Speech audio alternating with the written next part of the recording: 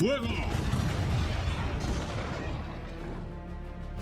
1918, Germany collapsed without having been invaded, and with an army that still occupied enemy territory.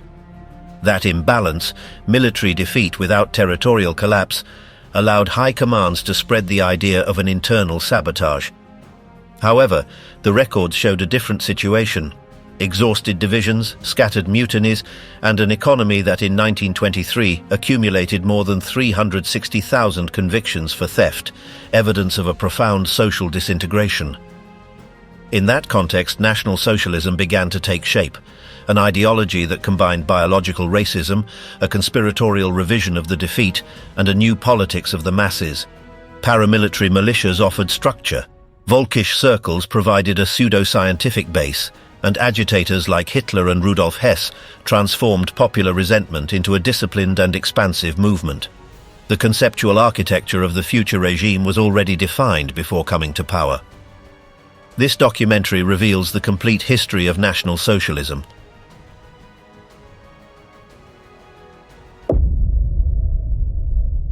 Germany in ruins, the ground where National Socialism was born. At the beginning of 1918, the war still seemed controllable for the German leadership. After the Treaty of Brest-Litovsk, the forces from the east were transferred to the Western Front with the hope of achieving a decisive victory before the growing American military power made itself felt. Ludendorff's spring offensive opened the possibility of a rapid advance, but the human cost was devastating for the German army. The losses were so severe that, when the Allies regained the initiative reinforced by American troops and supplies, the German lines began to break quickly. Discouragement spread in the units, and spontaneous surrenders multiplied. By the end of September 1918, Hindenburg and Ludendorff informed the Kaiser that defeat was inevitable, despite the fact that censorship continued to feed the press with expectations of an imminent victory, thus concealing the magnitude of the impending military collapse. The repercussions of this war collapse were immediate. The political system established by Bismarck in 1871 could not withstand the blow. The empire began to crumble, driven by the pressure of a lost war and a revolution advancing from below. In just a few weeks, the fall of the Kaiser and the end of the Wilhelmina Reich occurred, leaving a power vacuum that precipitated the proclamation of the Republic. In the subsequent years, the nationalist right elaborated an alternative interpretation of the military failure. According to this narrative, the army had not been defeated on the battlefield, but betrayed from within by revolutionaries and political agitators. The theory of the stab in the back took shape quickly, fueled by figures like Ludendorff, who saw communists and German socialists, and in particular Jews, as responsible for undermining national cohesion. This thesis found a precedent in the Jewish census of 1916, promoted by officers seeking to prove that Jews did not fight in sufficient proportion. However, the data showed the opposite. But even those who did not have an unfavorable opinion toward Jews were disappointed at the end of the conflict. Most Germans still believed that peace would be equitable, in part because the Allies had not set foot on German territory. However, the armistice imposed unexpectedly harsh conditions: the withdrawal of troops east of the Rhine, the surrender of the High Seas Fleet and all submarines, the reversal of Brest-Litovsk, and the maintenance of the economic blockade that worsened food shortages until June 1919. For a population convinced that the army had not really been defeated, these measures were perceived as an unjustified national humiliation, fueling resentment and reinforcing the myth of internal betrayal promoted by sectors of the center and the political right. The Treaty of Versailles transformed those initial conditions into a profound restructuring of the German political map. The country lost 1/10 of its population and 13% of its territory. Alsace-Lorraine returned to France, while Eupen, Malmedy and Moresnet also passed to French or Belgian hands.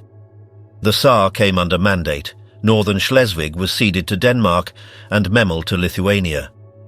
The new Poland received Posen, much of East Prussia and Upper Silesia. In addition, the Polish corridor separated East Prussia from the rest of Germany. Danzig became a free city under the League of Nations, and all overseas colonies were confiscated and distributed. The union with Austria was also prohibited, frustrating a long-cherished national aspiration. In military terms, the restrictions sought to prevent German rearmament through the Allied occupation in the Rhineland. The French presence, stricter than the British or American one, generated particular irritation.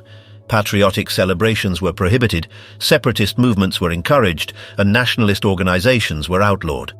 Workers and officials passively resisted collaborating with the occupation authorities, which amplified discontent against the politicians in Berlin for allowing that situation. The rapid economic disintegration that followed the end of the war manifested itself with increasing violence in 1923, when the German currency lost practically all its value. While money evaporated day by day, only material goods retained utility. Thus, a parallel market emerged based on barter and systematic theft. Convictions for theft rose from 115,000 in 1913 to 365,000 in 1923, and those for trafficking in stolen goods multiplied by 7. In the docks of Hamburg, where the appropriation of goods had been a tolerated practice for years, workers began to refuse to load products they could not use. Many went to the dock only to steal whatever they could to feed their families. Coffee, flour and sugar became coveted goods, while cash wages lost meaning. Some foreign shipping companies avoided Hamburg during 1922 to 1923 due to the widespread disorder. Juvenile delinquency grew in gangs that assaulted granaries armed and without fear, although violent crimes decreased because almost all social energy was directed toward obtaining food. Reports circulated of young people prostituting themselves in exchange for packages of butter, and the perception that certain speculators were enriching themselves with the crisis-fueled popular indignation. In the cities, misery was observable at a glance. A prison report from 1921 noted that most incarcerated men had no socks or went barefoot, evidence of the extreme impoverishment of the working sectors. Social assistance networks were overwhelmed, and economic instability began to completely erode the social fabric. Political radicalization found fertile ground there. After the stabilization of the mid-1920s, the tenuous recovery broke abruptly with the New York Stock Exchange crash in 1929. The German economy, dependent on American loans, collapsed when United States banks demanded repayment of their credits. Companies unable to finance their production began to close, industrial production fell 40% compared to 1929, and unemployment soared to unprecedented levels. In the cities, millions of people were left without work, while in the countryside the agricultural crisis deepened. Indebted farms went bankrupt, and day laborers were left unemployed.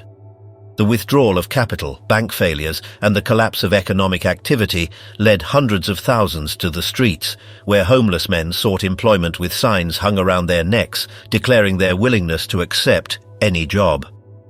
The Russian Revolution of 1917 acted as an immediate point of reference for numerous European workers' movements. Its mixture of massive strikes, state collapse, and seizure of power by a revolutionary party offered a model that many groups considered possible to replicate.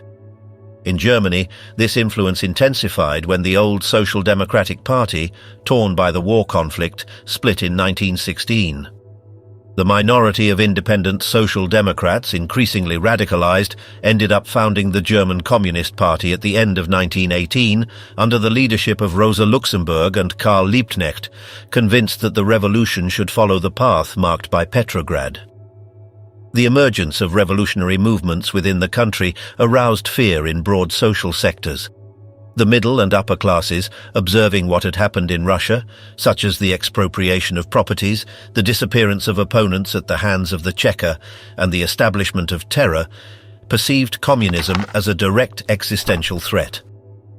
That same alarm reached the Social Democrats, who saw in the Russian experience a warning. If the communists came to power through violence, they would suffer the same fate as the Mensheviks and socialist revolutionaries eliminated in Moscow and St. Petersburg. For many Democrats, the communist revolution meant the abolition of human rights, the dismantling of representative institutions, and the suppression of civil liberties. Consequently, they began to consider it necessary to stop any communist advance, even resorting to extraordinary or repressive measures that contradicted their own political principles. The German right, for its part, made no distinctions. Social democracy and communism were seen as two expressions of the same ideological enemy. In that climate of anxiety, the events in Hungary in 1918 confirmed their worst fears. There, a communist regime, led by Bela Kun, attempted to abolish the church and reorganize society in the Bolshevik manner. Its rapid fall, followed by the counter-revolutionary White Terror that imprisoned and killed thousands of socialists and communists, demonstrated to Central European observers the degree of political violence that these confrontations could reach and reinforced the perception that the war had unleashed social tensions capable of dragging any country toward extremism. After the repression of the Munich Revolution, the city was dominated by an atmosphere of nationalist revenge that favored the appearance of small extreme right-wing groups. In that context, Hitler worked as a political agent for the army, tasked with monitoring these organizations. One of them was the German Workers' Party, founded in January 1919 by Anton Drexler, a locksmith who had been active in the Fatherland Party.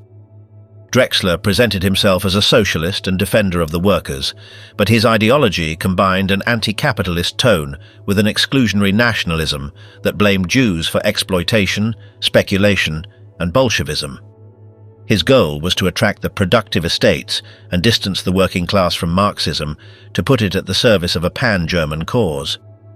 The party was no different from other groups created in the orbit of the Thule Society, but everything changed when Hitler attended a meeting on September 12, 1919.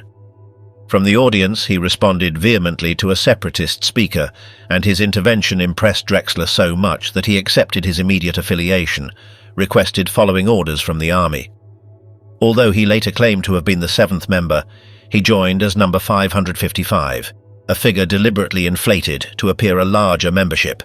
Shortly after, he became the group's main speaker. His speeches, often held in packed beer halls, followed an ascending rhythm. They began calmly and culminated in emotional explosions, accompanied by dramatic gestures.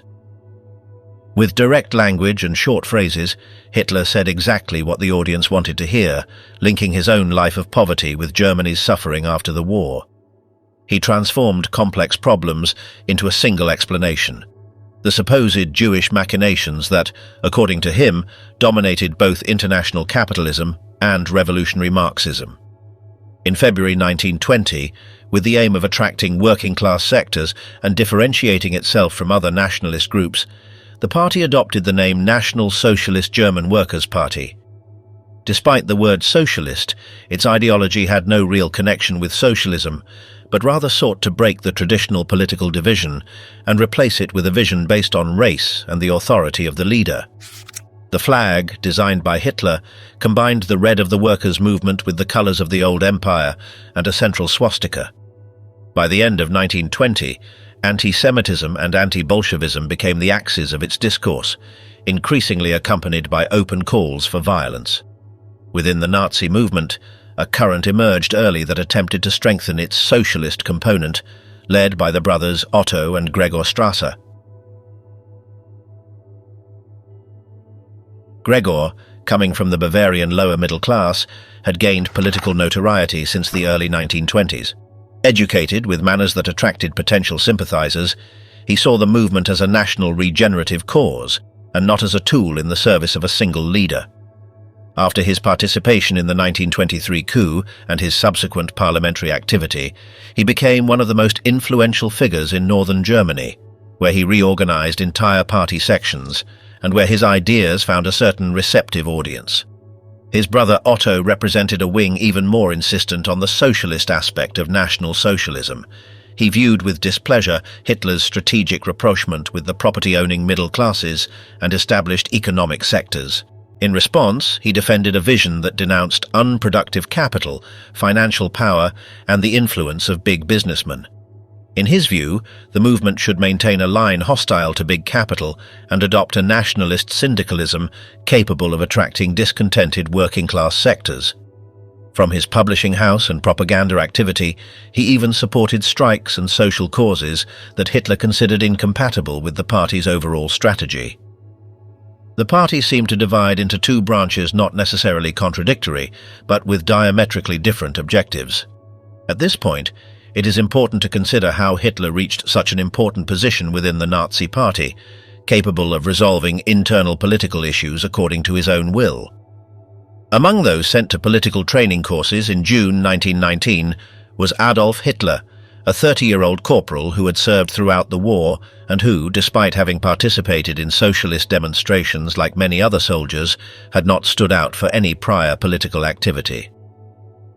In those courses, taught by openly conservative and anti-Semitic professors, Hitler quickly absorbed far-right ideas.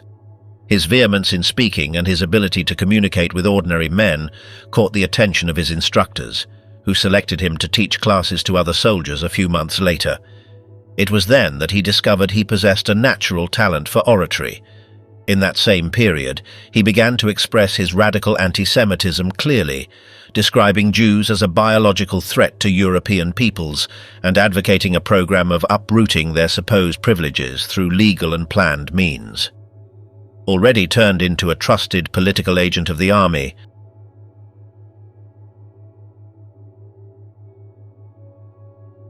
Hitler was sent in September 1919 to monitor a small, recently created group, the German Workers' Party.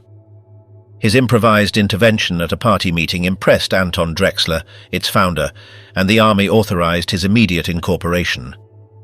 Although he joined as member number 555, the figure was due to inflated numbering intended to appear a non-existent size. From that moment, Hitler began to transform the group from within. His talent as an orator quickly turned the party into a focus of attention. The speeches he gave in crowded beer halls followed a calculated rhythm. They began calmly and rose to emotional outbursts that swept the audience along. His direct style, aggressive simplification of problems, and constant appeal to national humiliation connected with a frustrated public. Anti-Semitism and anti-Marxism consolidated as central axes of his discourse. The real ideology of Nazism, from false socialism to fascism. For Hitler, the term socialism had no relation to Marxist socialism, nor to the workers' tradition linked to left-wing movements. Its meaning was completely different. He considered class struggle to be an artificial construction intended to fragment the nation, a poison that weakened the German people by pitting it against itself. He saw that division as a strategy created to break the country's unity and therefore denounced Marxism as the absolute enemy of Germany. The core of his vision was racial. Society, according to him, should not be understood as a set of classes with opposing interests, but as a community united by blood. The antagonisms between workers and employers were, in his interpretation, a distortion that had contaminated the German people. What needed to be restored was the natural harmony among all members of the nation, conceived as part of the same race. Social conflict was not for him the engine of history, but a danger that threatened the strength of the national body. That is why he insisted on differentiating the socialism proclaimed by his movement from any form of economic socialism. He did not seek material equality or the redistribution of wealth, but the subordination of individuals to the racial community and the total elimination of political pluralism. In that idea, personal leadership completely replaced the role that others attributed to the working class. Where Marxism placed the proletariat, Hitler placed a leader who embodied the will of the nation. Even the movement's symbols expressed this particular mixture. The color red, traditionally associated with the workers' movement, was used to attract discontented sectors, but at the center was placed the swastika, a representation of a racial nationalism intended to impose itself over any social division. For Hitler, that combination was not a gesture of conciliation, but the affirmation that the nation should be reorganized not around economic interests, but around a supreme racial identity. In this framework, his most forceful statements made full sense. When he affirmed that Marxism is the mortal enemy of Germany, he was not referring solely to an ideological dispute. He considered it an existential threat that had to be eradicated to allow the supposed racial essence of the country to manifest itself without obstacles. By 1921, Hitler was not only the main agitator of the party, but the dominant figure. His charisma, his control over public events, and his ability to mobilize followers placed him in a position to impose his authority through internal maneuvers, thus ensuring his absolute power within the emerging movement. In 1922, the mood within the Nazi movement changed drastically with the news of Benito Mussolini's March on Rome. The fact that the fascist leader had reached power after a demonstration of force fueled the conviction that something similar could be achieved in Germany. The image of the Italian triumph, a narrative more powerful than the effective reality, electrified the Nazis. Mussolini, who had gone from socialism to militant nationalism, had created a movement based on violence against left-wing adversaries, earning the support of industrialists, businessmen and landowners alarmed by strikes, factory occupations and rural unrest. His rise demonstrated that the post-war chaos and political decomposition were not phenomena exclusive to Germany, but part of a broader crisis sweeping across Europe. The Italian example profoundly influenced the evolution of the Nazi Party. In late 1922 and early 1923, it adopted the title of Caudillo for its leader, imitating the Italian duce and reinforcing the idea of unquestionable authority. This precedent fueled the growing cult of Hitler's figure within the movement, convincing him that he was the one destined to guide Germany toward a national rebirth. They also began to reproduce fascist gestures and rituals, such as the raised arm salute and the complex ceremonial handling of flags, all wrapped in an aesthetic that deliberately evoked imperial Rome. Even more decisive was the political tactic inspired by Mussolini. The Italian march on the capital convinced Hitler that a similar action could open the path to power for him. The example of Mussolini, who had taken advantage of the collapse of order to present himself as the national savior and end up establishing a single-party dictatorship, offered a practical model of how to turn agitation into authority. Italian fascism shared with Nazism a common repertoire: organized violence, contempt for parliamentarism, militarism, cult of youth, anti-feminism, and an organic vision of society that rejected class representation. It elevated the leader to a position of almost sacred authority and proclaimed the creation of a new type of human being, tough and fanatical in his devotion to the nation. These characteristics offered the nascent Nazism a mirror in which to recognize itself and a roadmap for action. Hitler observed Mussolini's path for years as the example to follow. Convinced that history was moving in that direction, he began to imagine for Germany a replica of the Italian fascist revolution. Mussolini's success spurred Hitler, who outright rejected the ideas of the Strasser brothers, to break with the internal factions in the party and impose his vision of what the Third Reich should be. From his leadership, he maintained that the movement should not attack private property, nor align itself with social demands that could be interpreted as Marxist.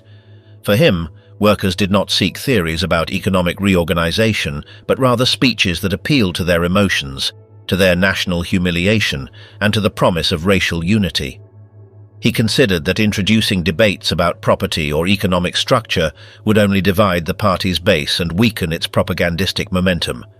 His goal was not to transform the economic order, but to mobilize the masses around a project of national rebirth led by a strong leader. The tension erupted in 1930. Otto Strasser publicly defended his positions and questioned the alliances that Hitler was beginning to forge with businessmen and conservative figures. Hitler responded by accusing him of dividing the movement and putting its cohesion at risk at a time when the party sought to expand on a national scale. Although he delayed the final decision to take advantage of the propaganda machinery that Otto controlled, the rupture became inevitable. Otto left the party along with his followers on July 4, 1930, convinced that Nazism had moved away from any form of socialism that he considered legitimate. Gregor Strasser, in contrast, decided to remain. He was an influential figure who had worked intensively to establish the party in northern Germany, and his continued presence showed that the socialist current did not constitute a cohesive bloc. Although at that moment he retained a prominent role, his relationship with Hitler would deteriorate further later, culminating in his assassination years afterward during the internal purges that definitively sealed the movement's direction. The imposition of Hitler's vision was clear. At the heart of the National Socialist project should not be found the economy, nor foreign policy, nor even authoritarianism, but an absolute racial doctrine. Anti-Semitism was not an accessory nor a propagandistic resource, it constituted the basis from which the world was explained. Long before Nazism appeared, ideas were already circulating that mixed biological racism with social Darwinism, affirming that humanity was subjected to a permanent struggle for survival. In that vision, history was an inevitable combat between races where only the most fit deserved to prevail. This theoretical framework, developed by authors who proclaimed the supremacy of the Germanic race, offered a scientific justification for domination and the elimination of peoples considered inferior. From that tradition came the notion of the Aryan race, conceived as the pinnacle of human evolution and destined, according to its defenders, to rule the earth. From this perspective, Germany's problems were not political or social, but biological. A superior race supposedly threatened by others considered degenerate. Modern anti-Semitism thus transformed ancient hostilities into a racial diagnosis. Jews came to be defined not as a religious community, but as a biologically harmful presence, described with metaphors of disease, poison, or plague. This language, already common in pamphlets from the late 19th century, was transferred intact to Nazi discourse. The idea of racial hygiene emerged precisely from that reasoning. If the nation was a living organism, then it had to be protected from any element that weakened it. Eugenics, understood as the selection and biological control of the population, formed a natural part of this logic. It was not just about expelling those considered foreign, but about completely transforming the national body by eliminating its supposed impurities. In that framework, the Jew became the internal enemy par excellence, invisible, infiltrated, and capable, according to that delusional vision, of corrupting culture, politics, and morality from within. This imagined enemy also fulfilled a cohesive function. It channeled frustrations, united diverse groups under a common cause, and allowed defeats, crises, and social tensions to be explained through a single answer. Nazism's promise was not solely to rebuild the state, but to purify it. Biological racism was not just another element of its ideology.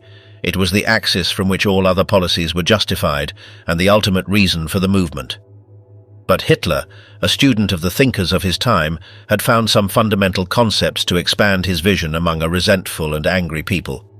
Among them stood out the Lebensraum, the idea of a living space necessary for German survival, which was part of an intellectual climate in which various racial, pseudoscientific and social Darwinist currents were already widely circulating. Among those influences, Hitler found decisive support in several authors who had been defending territorial expansion as a biological requirement for the preservation of the supposed Germanic race. In the late 19th century, thinkers like Joseph Arthur de Gobineau had posited the notion of rigid racial hierarchies, insisting that purity was a condition of historical greatness. His ideas, disseminated in Germany by translators and nationalist circles, would influence several intellectuals who later served as a link between those theories and the emerging German extremism. One of the most influential in this regard would be Houston Stewart Chamberlain, whose work turned history into a permanent conflict between superior and inferior races and presented the Germans as destined for a historical mission. In that framework, competition between peoples was described as an inevitable process of expansion or disappearance. Nazism bet on creating a sensory world that captured the masses. In it, every salute, every emblem, and every public appearance acted as visual reminders of belonging and collective discipline. Even other political forces were forced to imitate part of this style in order not to be displaced, although without achieving the dynamism or extremism that characterized the brown shirts. The party thus became a movement that offered a type of total integration, capable of absorbing the individual into a militant community that perceived itself as the bearer of a historical mission. The figure of the leader was placed at the center of this structure. The principle of absolute authority was condensed in the cult of his person, a cult that was not limited to political obedience, but sought to project itself as the living embodiment of the nation. In speeches addressed to university students and militants, it was affirmed that the leader was the present and future reality of the country, turning his will into law and the sole moral reference. The entire propaganda apparatus contributed to spreading this idea through simple symbols, easy to reproduce and internalize, that displaced traditional political iconography. Within this political culture, loyalty was not based on programs or internal debates, but on emotional subordination to the leading figure. The student organization, academic circles, and youth groups adopted this logic, where obedience and discipline were understood as regenerative virtues.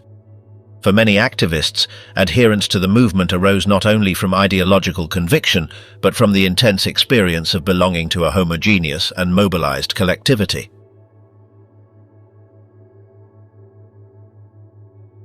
How Hitler came to power: alliances, businessmen and conservatives. The economic collapse of 1929 hit Germany with a speed and depth that no government was prepared to control. The international withdrawal of funds, the collapse of credit, and the abrupt fall in economic activity triggered a chain of bank failures. First, small entities collapsed, then Austrian banks followed, and finally, the large German banks began to totter. The economy, artificially sustained by foreign capital in previous years, was suddenly exposed. As banks demanded loans and foreclosed mortgages, the countryside sank along with the city, trapping peasants, day laborers, and industrial workers alike. Unemployment grew at a speed that seemed impossible. In just 1 year it exceeded 5 million, and the following year it hovered around 6. By 1932, 1/3 of the German workforce was officially unemployed, although the real number was higher, as many unemployed women were not even counted. Entire families lost income, savings, and stability. In cities like Berlin, Hamburg, or Dortmund, unemployment multiplied several times in a few years. The industrial depression dragged along office workers, commercial employees, and skilled workers whose previous world disappeared without remedy. The agricultural crisis, aggravated by the lack of urban consumption, completed the picture of a paralyzed society. This economic collapse not only destroyed companies and jobs, it destroyed confidence in the Weimar Republic. For broad sectors of the population, the parliamentary regime seemed incapable of stopping the catastrophe. Austerity measures, political fragmentation, and the inability to sustain stable coalitions fueled the perception that the institutions were exhausted. Democracy ceased to be seen as a guarantee of stability and became a symbol of impotence. The humiliation of mass unemployment, added to the recent memory of hyperinflation, reinforced the conviction that the entire system had failed. In that vacuum, two opposing but equally radicalized forces grew. On one hand, communism presented itself as a revolutionary response to misery and inequality. On the other, Nazism offered a nationalist and authoritarian way out, promising order, unity, and rescue from the crisis. Polarization advanced rapidly, driven by the middle class's fear of a possible revolution and by the desperation of millions of unemployed who no longer found answers in moderate parties. The Great Depression not only altered the German economy, it completely reconfigured its political landscape and opened the way for the rise of those who promised to destroy the Republic and replace it with something radically different.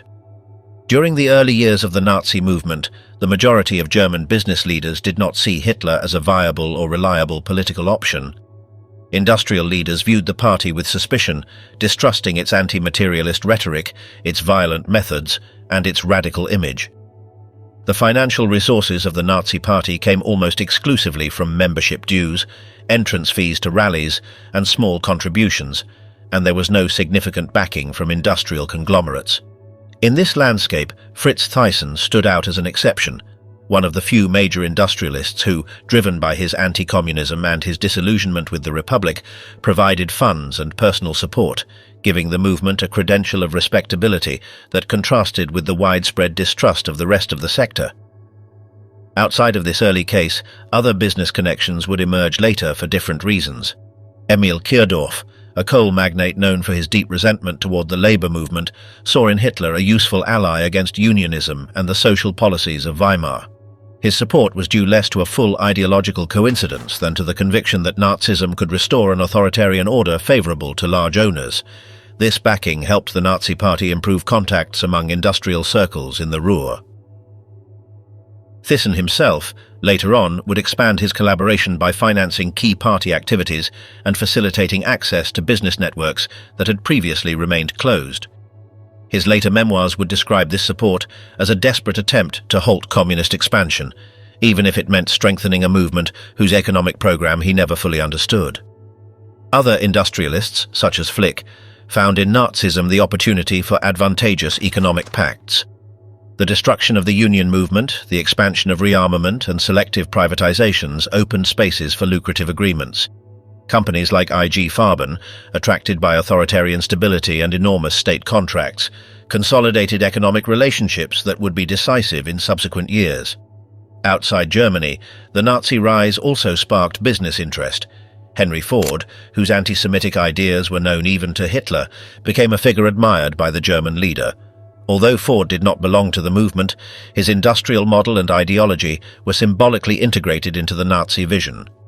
Both Ford and General Motors would continue operating in Germany, benefiting from the market and the automotive expansion promoted by the regime, maintaining commercial relations that, while not ideological, reinforced the economy, sustaining the new political power. To gain the support of these industrialists, the Nazi Party had to resort to various strategies that distanced them from communist principles and dispelled any fear that the party had an agenda of expropriation or radical economic transformation. In 1927, the movement produced a pamphlet specifically aimed at this objective, a carefully drafted document intended to reassure the German economic elite, affirming that National Socialism did not intend to abolish private property or socialize the means of production, and that any appearance of economic radicalism in its early years had been misunderstood. The text insisted that the economy should continue to function on capitalist bases, with private initiative protected, always subordinated to the national interest, but never dismantled by a collectivization project. The pamphlet emphasized that workers' demands, social language, or attacks on certain financial groups did not constitute a policy against the existing economic structure, but rather a propagandistic resource intended to mobilize popular support amid the social crisis. It assured that the party would firmly oppose any form of Marxism, whether communist or social democratic, and that its goal was not to weaken German industry, but to strengthen it within a strong and cohesive state. This explanation was presented as the definitive clarification that National Socialism was not a class revolutionary movement, but a national project aimed at restoring order, preventing social chaos, and ensuring the continuity of the productive system. The drafting of the pamphlet marked a turning point in the party's image among business circles. Where previously a noisy, violent movement loaded with contradictory rhetoric had been seen, it began to be perceived as a force capable of maintaining order against the advance of communism. The document was interpreted as an unequivocal signal that the Nazi Party did not represent an economic danger, but a possible bulwark against worker radicalization and the collapse of political stability. The promise that private property would not be touched and that the party would never promote socialization of industry allowed many businessmen to reconsider their initial distance and view Hitler as an option that, despite its rhetorical aggressiveness, offered the guarantee of protecting them from the threat they feared most, the arrival of Marxism in power. Thus, the pamphlet not only fulfilled its immediate purpose, but decisively contributed to transforming the perception of the movement in the sectors that most distrusted it. The incapacity of the Reichstag to function after the simultaneous rise of Nazism and communism was the starting point of a political crisis that deepened at the beginning of the 1930s.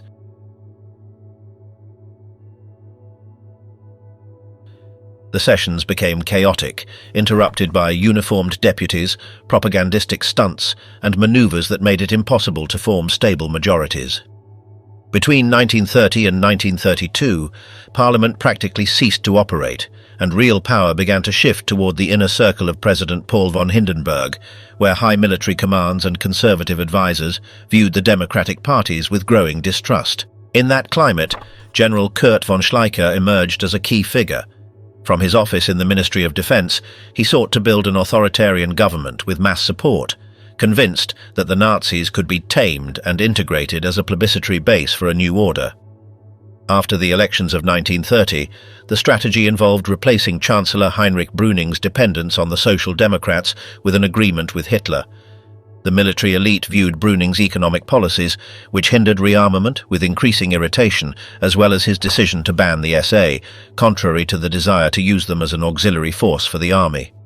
When Minister Groener fell, harassed by internal pressures, the erosion of the government became irreversible. Hindenburg, dissatisfied with the image of a left-wing candidate that social democratic support had given him in his re-election, accepted Brüning's resignation. His replacement was Franz von Papen, a Catholic aristocrat close to the army and alien to the parliamentary system. His cabinet, composed of barons without party affiliation, openly represented a step backward toward an authoritarian state. Papen immediately sought Nazi support. He dissolved the Reichstag, called elections, and agreed to lift the ban on the SA. The result was a brutal surge in street violence, consolidating the perception that only a strong solution could restore order. The elections of July 1932 confirmed the Nazi Party as the largest party in the country. Although Hindenburg still refused to appoint Hitler as Chancellor, Papen's position weakened in the face of Schleicher's real power, who maneuvered to replace him. When Schleicher assumed office at the end of 1932, he attempted to divide the Nazi movement by courting sectors of the SA and proposing a cross-cutting alliance that integrated workers and conservatives. The plan failed. Hitler refused to collaborate, and the groups Schleicher hoped to attract did not respond. His government became isolated within weeks.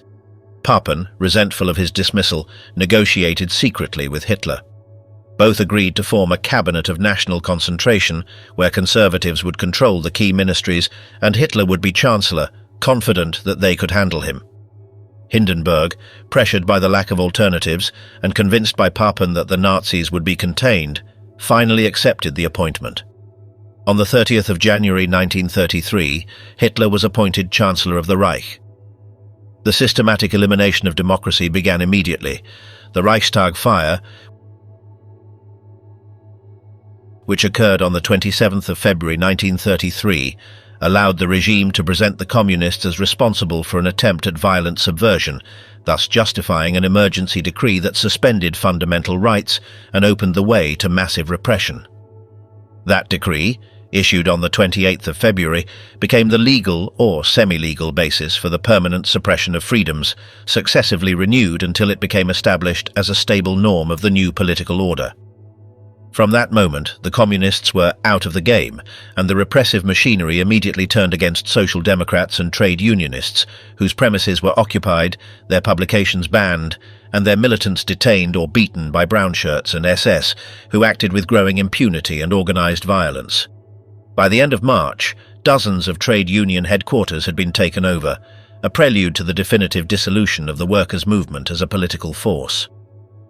The approval of the Enabling Act, facilitated by parliamentary intimidation and by the climate of emergency created after the fire, granted Hitler and his cabinet the ability to govern by decree without needing to go through the Reichstag. With that law in force, Parliament could be completely dispensed with, and no one seriously believed it would be capable of preventing its renewal once the initial term expired. The combination of the Reichstag decree and the Enabling Act created the legal architecture that allowed temporary emergencies to be turned into a permanent state of exception. Although the Nazis publicly insisted on their respect for legality, the document makes clear that they broke the law at every stage of the process, denaturing the spirit of Article 48 of the Weimar Constitution and using it to establish a regime that formally maintained a legal appearance while destroying the democratic order from within. Once communists, social democrats and unions had been neutralized, the regime could advance toward the prohibition of all political opposition.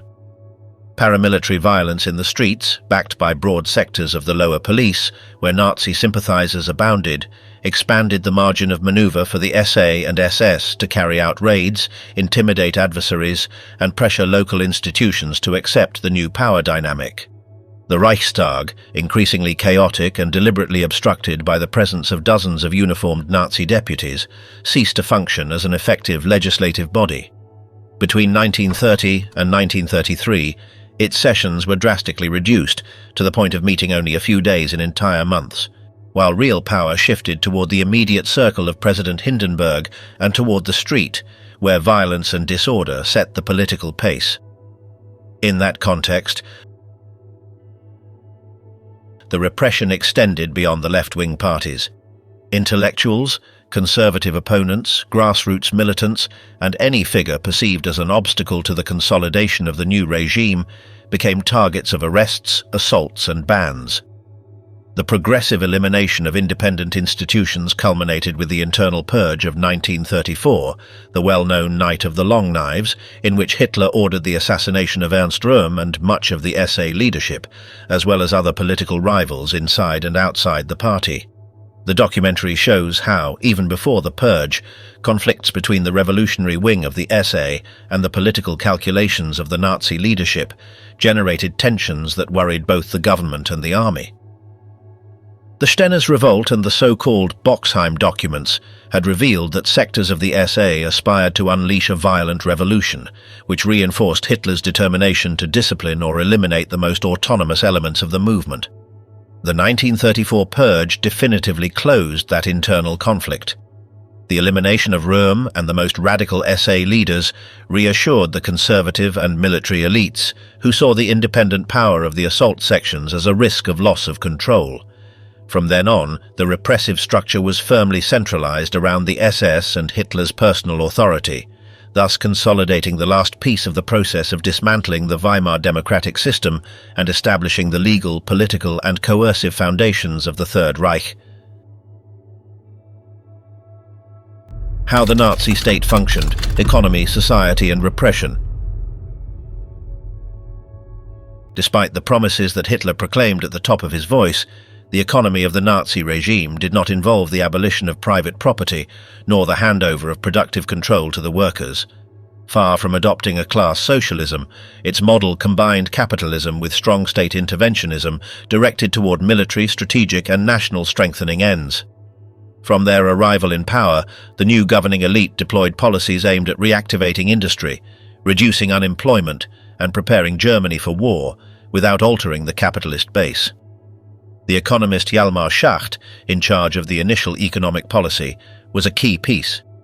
One of his first measures was to launch massive public works projects, such as the construction of highways or the Autobahn network, intended to absorb the unemployed and reactivate demand, which promoted employment and generated economic activity, but without implying redistribution of property or worker control over production. To finance rearmament and state investments, Schacht implemented mechanisms such as the so-called MEFO bills, a kind of parallel currency through which the state paid companies without immediately resorting to official budgets, thus avoiding the opening of a visible fiscal deficit. This system allowed sustaining rearmament and works while maintaining an appearance of economic stability and facilitated the state in directing resources towards strategic sectors such as the military, heavy industry, and infrastructure, without turning the economy into a state-owned or collectivized one. From this, the regime's relationship with large companies remained within a functional capitalist framework, in which the main industrial conglomerates retained their private ownership, their business managements, and their profit margins. The state intervened to orient production toward the regime's priorities, but without dismantling the existing business structures. Companies that aligned with official objectives not only preserved their operations, but significantly increased their profits thanks to armament expansion, the multiplication of contracts, and state protection against foreign competitors. The continuity of private profit was a permanent feature.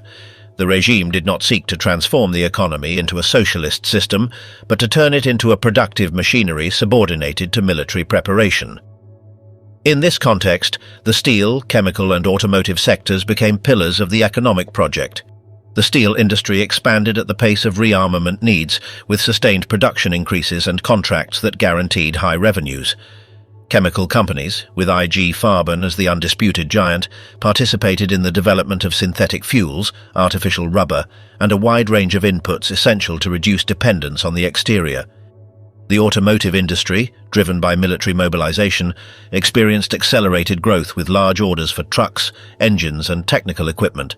Each of these sectors became strategic and, with state backing, gained priority access to resources, credits, and contracts that reinforced their economic position. During the war, the system transformed in an even more drastic way. As male labor was absorbed by the front, the state resorted massively to forced labor to sustain production levels. Millions of foreign workers, prisoners of war, and deportees were employed in factories, mines, and industrial plants under coercive conditions, supervised by the companies that directly benefited from their presence. This system integrated into the war economy as a tool to maintain the required productivity levels and, at the same time, reduce labor costs. The large companies took advantage of this flow of forced workers to ensure operational continuity and maximize profits in the midst of the war confrontation. However, The regime's social policies did not seek to create economic equality or promote universal social rights. Their main function was to ensure ideological cohesion, shape behaviors, and subordinate everyday life to the priorities of the state. The Strength Through Joy program became a central instrument of this strategy. Organized by the German Labour Front, it offered recreational activities, subsidized vacations, concerts, theatre performances, and sporting events. The purpose was not to improve well-being in an emancipatory sense, but to shape leisure time and absorb the masses into a framework of obedience and gratitude toward the regime. Participation in these activities contributed to the image of a state that provided joy and community, while simultaneously monitoring and disciplining the population. The control of leisure accompanied a broader effort to reorganize society according to racial criteria and utility for the state. Motherhood became a central political front. Women considered Aryan were encouraged to have more children to strengthen the people's community. The League of German Women disseminated ideals of the female role centered on motherhood, home care, and loyalty to the nation.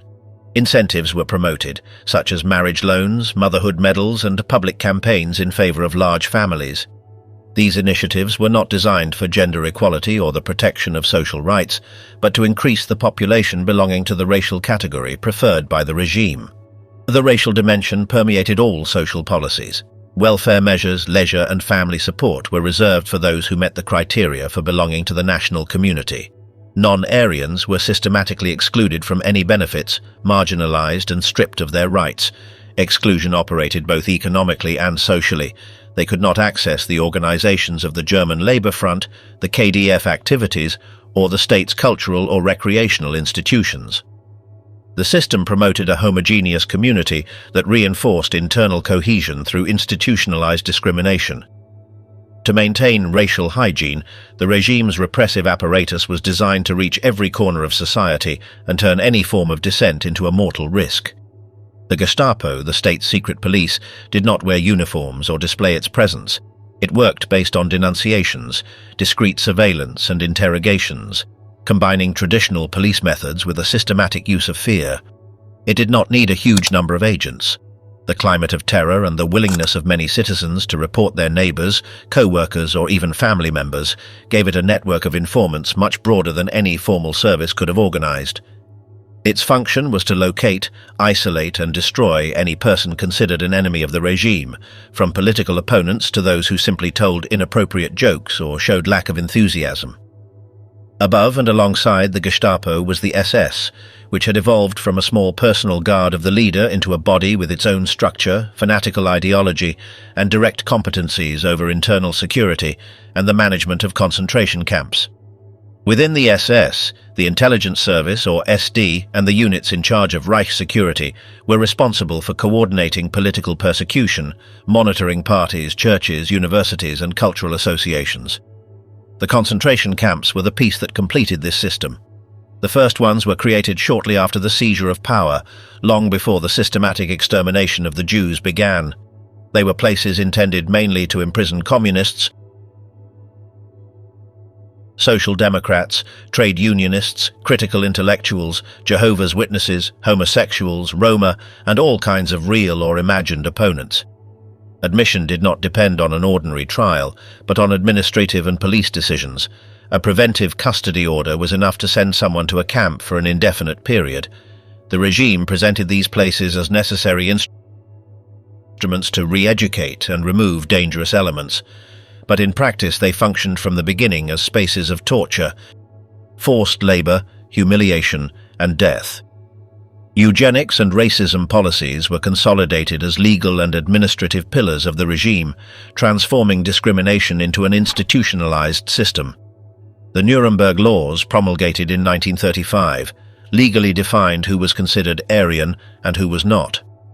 These norms prohibited marriages and sexual relations between Jews and Germans, expelled Jews from citizenship, and turned racial identity into a legal criterion that regulated all aspects of civil life. Belonging to the national community ceased to be based on political or cultural rights and came to depend exclusively on blood, which allowed the state to exclude, monitor, and persecute broad sectors of the population with an apparently legal basis.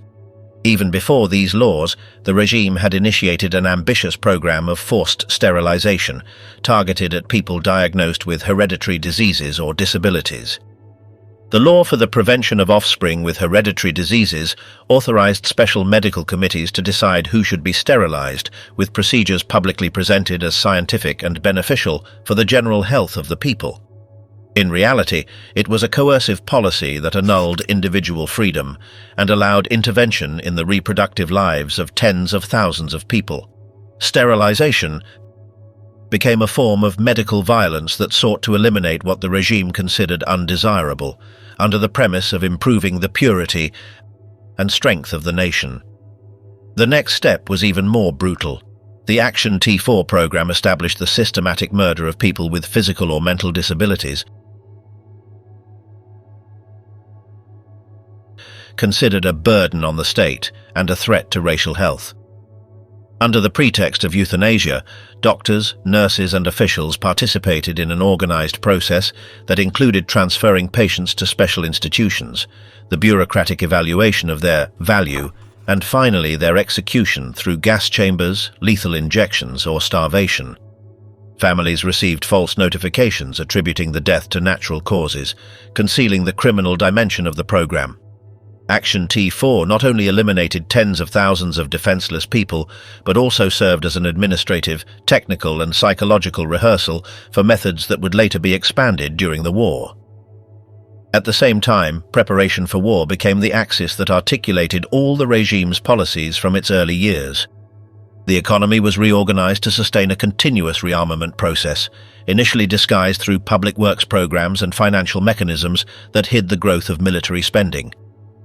Heavy industry received priority contracts, preferential access to raw materials, and production directives that subordinated any other objective to strengthening military power. Economic plans established mandatory quotas, strict controls, and centralized allocation of resources, with the purpose of ensuring that steel, coal, rubber, and synthetic fuel were directed almost exclusively to the war machinery.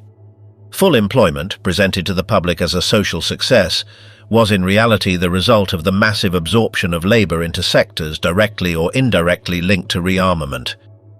This approach did not depend on a social modernization program, but on redirecting the productive apparatus toward the future needs of the conflict. Restrictions on consumption, limitations on imports, and emphasis on self-sufficiency sought to ensure that the population accepted sacrifices that allowed the accumulation of strategic resources. Every economic decision was guided by military calculation, establishing an economy in permanent mobilization. In parallel, education and youth training were transformed into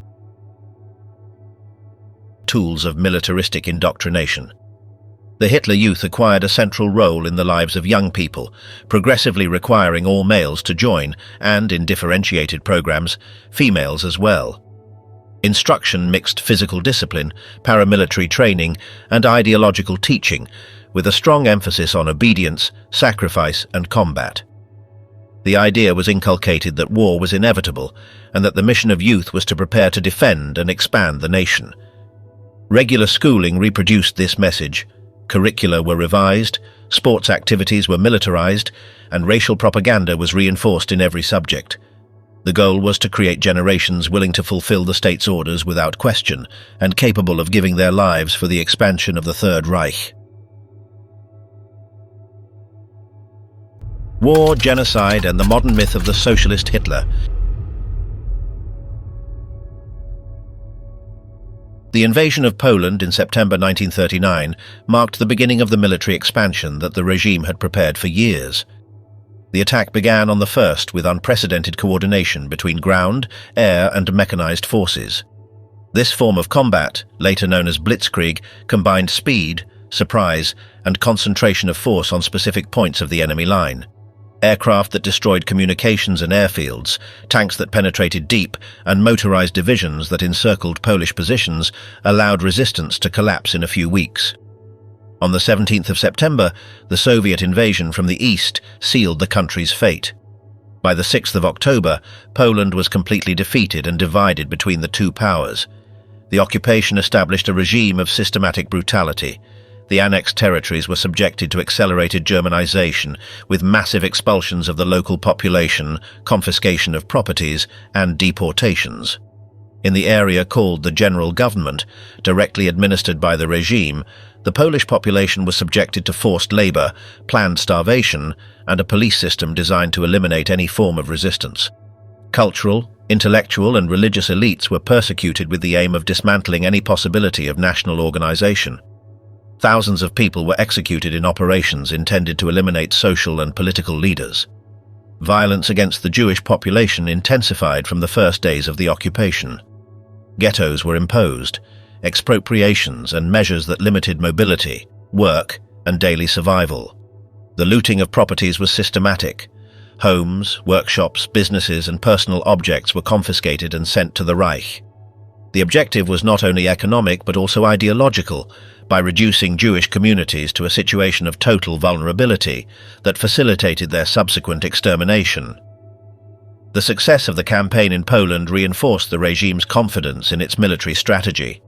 In the spring of 1940, the same methods were applied in Denmark and Norway, and later in the Netherlands, Belgium, and France. A combination of surprise, speed, and concentrated use of armored forces allowed new victories.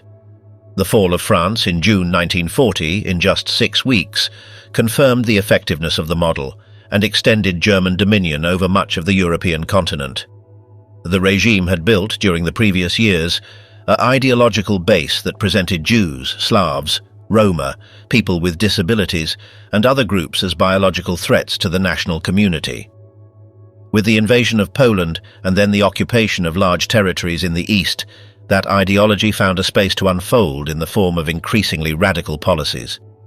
Institutionalized discrimination through prohibitions, confiscations, and segregation turned into a machinery that sought to physically eliminate millions of people considered undesirable or inferior. The first steps were concentration and isolation. In the occupied cities, ghettos were created that enclosed entire populations under extreme conditions of hunger, overcrowding, and diseases. The official objective was to administer the persecuted groups, but in practice these spaces functioned as antechambers of death. Survival was almost impossible without smuggling or external help, and mortality was so high that the ghetto became a mechanism of slow destruction while more radical measures were planned.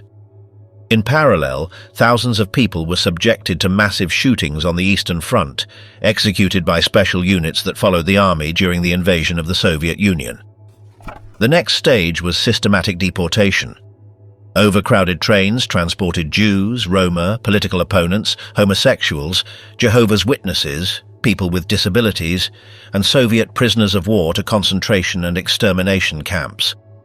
Some camps combined slave labor with annihilation methods, while others were designed exclusively for immediate murder through gas chambers. The logic of the system was to eliminate those who were not considered useful for production or the war, and to exploit until death those who could work in factories, mines, or the regime's own facilities. Business collaboration in the genocide was not a marginal phenomenon, but a structural component of the regime's economic functioning during the war. As the system of concentration and extermination camps expanded, German industry increasingly integrated into a productive model based on slave labor. Large conglomerates such as IG Farben, Krupp, Siemens, and numerous medium-sized companies used labor from prisoners of war, civilian deportees, and, especially intensely, inmates from camps administered by the SS. The demand for workers grew at the pace of the war effort, and the state provided that labor under conditions of absolute coercion, with no real wage cost for the companies, and with mortality rates so high that prisoners were considered disposable material. IG Farben, one of the country's chemical giants, became a symbol of this lethal alliance. Its plant near Auschwitz was built and operated by tens of thousands of prisoners subjected to exhausting workdays, chronic hunger, and constant punishments. The company not only used slave labor for its production, but also participated in the expansion of the camp complex, requesting more prisoners when the previous ones died from exhaustion or disease. Economic logic prevailed over any human consideration. The camp served as a depot of renewable labor, whose replacement was continuous and whose cost fell entirely on the state's repressive apparatus. Krupp, dedicated to the manufacture of armament, heavy machinery and steel, also integrated slave labor into its productive structure. As the war advanced, its factories received thousands of forced workers from occupied territories. The conditions were brutal: precarious housing, military surveillance, minimal rations, and punishments for any attempt at resistance. Siemens, one of the country's technological and electrical giants, incorporated this labor in plants associated with networks of nearby camps, using prisoners in the production of essential components for communications and military equipment. This scheme became a cog in the extermination because the camps were no longer just places of punishment and murder, but productive centers integrated into the economy. The survival of the prisoners depended solely on their perceived utility. Those who could not work were sent directly to death, while those who were exploitable were worked until total exhaustion. German industry benefited from this system, obtaining extraordinary profits thanks to a workforce that received no salary and that could be replaced indefinitely. Thus, the war economy and the genocide became intertwined, mutually reinforcing each other in a cycle of exploitation and destruction that turned numerous companies into direct participants in the Holocaust machinery. However, despite the terrible machinery of internal control, the external front of the war, especially in the East, had taken its toll on the Reich. The defeat of the Axis began to become irreversible when Germany was forced to sustain a war on two fronts. The invasion of the Soviet Union, conceived as a quick campaign, turned into a gigantic conflict that wore down the German army at an unsustainable rate. After Stalingrad, the Eastern Front became a progressive retreat marked by immense human and material losses. To this was added the opening of the Western Front in 1944, when Allied forces landed in Normandy and advanced toward the heart of the Reich. The Wehrmacht, unable to simultaneously contain the Soviets in the east and the Americans, British and Canadians in the west, was ceding territory while the encirclement of Germany tightened. In the last months of the war, Berlin became a symbol of collapse. The city, relentlessly bombed, prepared for an inevitable siege. Soviet forces advancing from the Oder surrounded the capital and launched an offensive that destroyed the German defensive lines in a matter of days. The streets turned into a chaotic battlefield, defended by exhausted soldiers, improvised units, and even teenagers forcibly recruited. The regime's power was crumbling as the military, political, and administrative structure lost cohesion. In this context, Hitler took refuge in the Chancellery bunker, from where he issued orders increasingly disconnected from reality, convinced that Germany must resist to the end, even if the country were completely destroyed. With Soviet troops just a few blocks from the bunker, Hitler decided to end his life. On April 30th, 1945, he committed suicide alongside Eva Braun, leaving instructions for their bodies to be incinerated. His death symbolized the definitive collapse of the regime, although the total surrender of the country would be formalized a few days later. Berlin fell on May 2nd, and on May 8th, Germany signed the unconditional capitulation. As the Allied armies advanced and liberated occupied territories, they began to discover the concentration and extermination camps.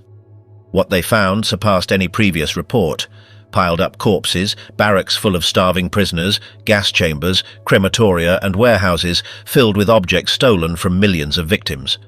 The images and testimonies revealed to the world the magnitude of the genocide and showed the complete functioning of the death machinery that the regime had built.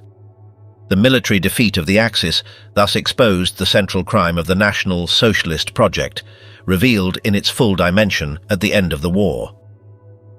The ideological debate following the fall of the regime made it clear that Nazism cannot be classified as a socialist movement, despite the confusion generated by the strategic use of the term National Socialism. Its program, political practice, and economic structure showed an orientation completely different from that of any socialist project. First, the regime never sought economic equality or wealth redistribution. Class differences were not only maintained, but administered as something natural within a racial and national hierarchy that the state had the mission to preserve. Great fortunes remained intact, and the privileges of industrial and financial elites were not only not eliminated, but strengthened thanks to public contracts and the war economy. The regime was, moreover, explicitly anti-Marxist, anti-union, and hostile to autonomous workers' organization. Unions were dissolved and replaced by a state structure that prevented any form of collective bargaining or strike. Marxism was considered an absolute enemy, presented as a racial and political threat that had to be destroyed. The working class was seen as a mass to be manipulated, not as a political subject. Social programs like the German Labour Front or Strength Through Joy did not seek emancipation but control, discipline and propaganda. It is evident that in its ideological foundation, Nazism was built on the idea of race, not class. The national community was defined biologically, and politics was understood as the administration of the purity and territorial expansion of the dominant racial group. Therefore, contemporary academic classification places Nazism as a form of totalitarian extreme right based on ultranationalism, hierarchy, militarism, and biological racism, completely opposed to the principles of socialism. The idea that Hitler was a socialist does not arise from history, but from contemporary political debates that decontextualize the term National Socialism. In many cases, it is used as a rhetorical weapon to associate the modern left with one of the most criminal regimes of the 20th century. This manipulation relies almost exclusively on the name of the party, ignoring that its real program did not seek equality, redistribution, or workers' power, but racial supremacy, territorial conquest, and the destruction of Marxism. The myth thrives because it deliberately simplifies complex concepts and replaces historical analysis with ideological labels designed for the present. It also finds fertile ground in confusion about words like socialism, whose meaning changes according to context, era, and political tradition. The regime's own instrumentalization of the term, which it adopted only to attract certain sectors and differentiate itself from the conservative right, adds another level of confusion. Thus, the myth persists not due to historical evidence, but because of its current political utility, becoming an example of how public debate can distort collective memory through the selective and anachronistic use of concepts. This historical overview allows us to understand that Nazism cannot be interpreted as a left-wing economic or political project. Its doctrinal structure, economic policies, systematic persecution of Marxism and all workers' organization, as well as its alliance with industrial elites, show a movement deeply opposed to any real form of socialism. The core of the regime was racial and biological, an ideology that defined society not by classes, but by ancestry, and that justified domination and extermination as instruments of racial engineering. Absolute authoritarianism, the elimination of civil liberties, permanent militarization, and territorial conquest placed Nazism within an ultra-right-wing and totalitarian tradition that saw the state as a tool to impose a hierarchical and exclusionary order. Understanding this distinction is essential to avoid contemporary ideological manipulations and to recognize how the distortion of language can divert attention from real dangers: the exaltation of the leader, the denial of pluralism, propaganda as a substitute for truth, and the use of fear to destroy democratic institutions. Nazism was not a project of equality, but one of racial domination and structural violence, whose consequences show the extreme risks of allowing politics to become an instrument of exclusion and extermination.